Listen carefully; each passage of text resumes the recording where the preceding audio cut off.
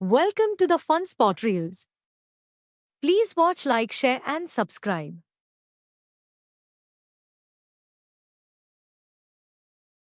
भुलक्कड़ बहू। कल ये तेरी बीवी फोन सब्जी की दुकान में भुलाई। वो तो भला है कि पहले भी 5 बार भूल चुकी है, तो लोगों को पता है कि ये मोबाइल तेरी बीवी का ही है। अरे तो कौन सा आईफोन है जो लोग दबा लेंगे? 2 कौड़ी का फोन है, न लाइट चलती है, न आवाज आती है। बस नाम का फोन है, ये नाम का। अरे नाम के फोन पर तू घंटों पंचायत करती है, न जाने क्या काम होता है। अरे कौन से शहर बाजार में तू काम करती है? बहू सास से जीत तो सकती नहीं थी, वहीं से चली जाती है।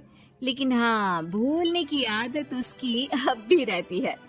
सुनो, नहाने जा रहा हूँ, ऑफिस के लिए देर हो रही, तो जरा ये शर्ट प्रेस कर देना।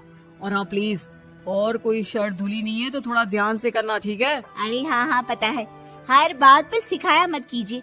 इस घर में शादी करके तो ऐसा लग रहा है कि सामान्य ज्ञान की क्लास ही चलती रहती है। हर वक्त परेशान करके रख दिया है। पति नहाने जाता है और बीवी लग जाती है पति की शर्ट प्रेस करने कि तभी बाहर से आवाज आती है, कोई गरीब साधु को रोटी दे दे। अरे बाबा भूखा खड़ा है तेरा द्वार देवी, बाबा को भिक्षा देकर पुण्य कमा ले देवी। ओहो, ये तो पुण्य की बात है कि बाबा दरवाजे खड़ा है। अब इसकी आवाज सासू माँ को सुनाई नहीं देगी, लेकिन मैं और ये कमरे में हल्के से बात कर ले तो क्या, अरे घूसी चली आती है।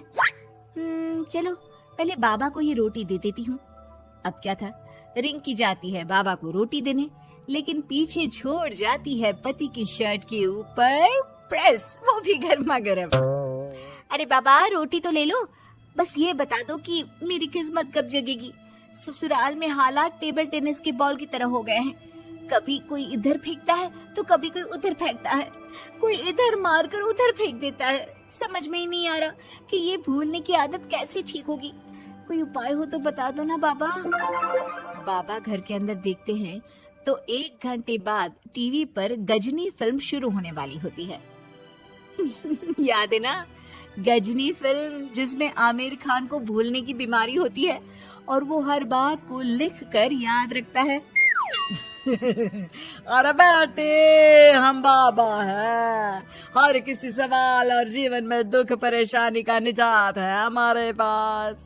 तुम एक काम करो, 1 घंटे बाद टेलीविजन के सामने बैठ जाना और जो फिल्म देख रही हो ना, देख लेना।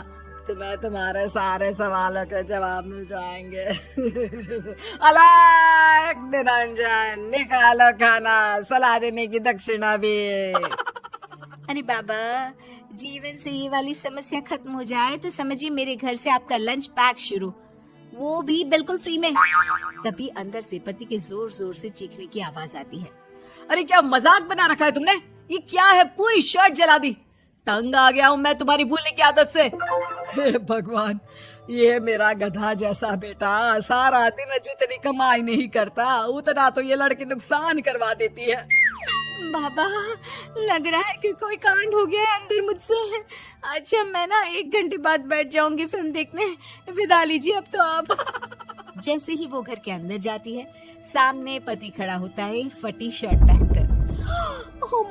माफ करिए, पापा आ गए थे दक्षिणा के लिए। अब कर्म और धर्म का लेखा जोखा भी तो संभालना है ना जीवन में, तभी तो चली गई थी उन्हें रोटी देने। वैसे खुशी की बात है, बाबा ने कहा है कि 1 घंटे बाद टीवी देखना, और टीवी देखते ही मेरी ये बीमारी का निजात निकल जाएगा। हाँ, और जो नुकसान हो गया है यहाँ, वो क्या तेरा जोगी बाबा भरेंगे? देखिए प्लीज, शर्ट बदल लीजिए ना। नहीं, आज तो मैं ऐसे ही जाऊंगा, ताकि लोगों को भी पता चले कि कैसी भुलक्कड़ बीवी के साथ निभा रहा हूँ मैं। शुक्र मानो कि छोड़ा नहीं है तुमको। पति की ये बात तो अब रिंकी के तन बदन में लग जाती है। वो सोच लेती है कि अब किसी भी हालत में वो अपनी ये भुलक्कड़पन की बीमारी को खत्म करेगी। फिर क्या था, पति तो फटी शर्ट पहनकर चला जाता है और 1 घंटे बाद बहू कमरे में सो रही होती है कि सास आ जाती है। अरे भुलक्कड़, तुझे तो फर्क नहीं पड़ता, लेकिन हम लोग परेशान हो चुके हैं। जा, तेरा बाबा बोल रहा था ना 1 घंटे बाद टीवी देखना, तो जा देख, क्या पता कुछ सुधार हो जाए। बहू टीवी खोलती है तो सामने चल रही होती है गजनी फिल्म, जिसमें आमिर खान शरीर में या दीवार में लिखकर अपनी चीजों को याद रखता था। उत्तरी, वाह, ये तो सच में बड़ा सही आइडिया है। इससे मुझे याद रहेगा कि क्या करना है और क्या नहीं। अब तो मैं भी सब सीख लिया करूंगी। वो टीवी बंद करके किचन में जाती है कि सास की आवाज आती है। अरे तेरी बुआ सास आ रही है, खाना बना लेना उसके लिए भी। जी माँ जी, बिल्कुल बना लूंगी। और सुन, वो कल वाला जो आटा बचा था ना, उसकी 2 रोटी बुआ सास के लिए बना देना। आटा पड़ा पड़ा खराब ही हो रहा है। बहू फटाफट रोटी बनाती है, लेकिन तभी उसे ध्यान आता है कि बुआ सास की रोटी तो पुराने आटे से बनानी थी। वो पुराना आटा लेकर रोटी बनाकर उस पर पेन से लिख देती है, पुराने आटे की रोटी बुआ जी के लिए। अरे क्या बन रहा है खाने में? भाभी, आपकी बहू की क्या हाल है? भूलने की बीमारी कम हुई या ऐसे ही तबाही मचा रखी है? अरे क्या बताए, अब आज किसी बाबा से उपाय पता किया है, देखो जरा। भाभी, आप ही हो जो संभाल रही हो ऐसी बहू। हम लोगों से तो पता नहीं हो पाता या नहीं। तभी वहाँ बहू आ जाती है। हाँ, तभी तो मैं इनकी बहू हूँ, आपकी नहीं। वैसे मैंने तोड़ निकाल लिया है। अब क्या था, बुआ सास जैसे ही खाना खाने बैठती है कि सास बोल पड़ती है। बहू, याद तो होगा नहीं जो बोला था? याद करो, बुआ के लिए कौन सी रोटी बनानी है, कहा था ना मैंने।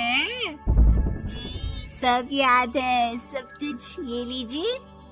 लेकिन जैसे ही बुआ सास की रोटी उनकी प्लेट में आती है, वो जोर जोर से चिल्लाने लगती है। अच्छा, तो ये टोटका बताया है तेरे बाबा ने, जो कुछ भूलो लिख लो, क्यों? बहू को लगता है कि बुआ सास तारीफ कर रही है।